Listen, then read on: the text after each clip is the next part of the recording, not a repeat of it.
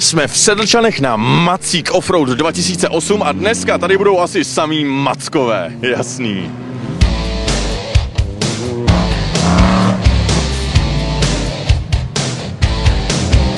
Offroad, of course. Co je to offroad a jak takový auta vypadají?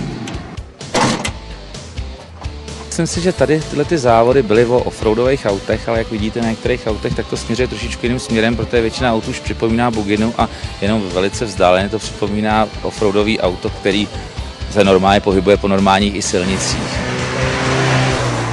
Jak je to upravený vevnitř, aby se s tím dalo závodit? Závodní sedačky, sportovní a to je celý. To vykuchaný všechno, co prostě není potřeba, jako je topení a veškerá zbytečná elektrika, tady tyto věci. Je to vlastně upravený na to, aby to jelo terény a aby to jelo rychle, protože je to taková kombinace vlastně terénu a rychlých úseků, takže tam jde i o čas. Musí to vydržet prostě tu náročnou cestu hlavně, no. Ahoj, prosím tě, řekni nám, co tady dneska děláš, co tady dneska probíhá vůbec?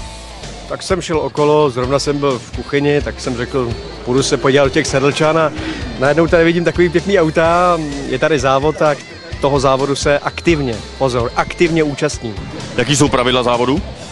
Tak všeobecně známí, všichni se k sobě chováme ohleduplně, nebo bychom se měli chovat ohleduplně.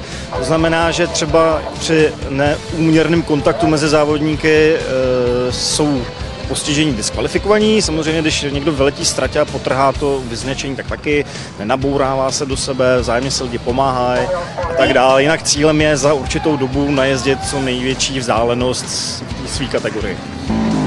Dnešní závod byl ale veliký mazec, viděli jsme auta převrácený na střechu, zapadlý v bahně, ale hlavně spoustu pěkných offroadů, jasný.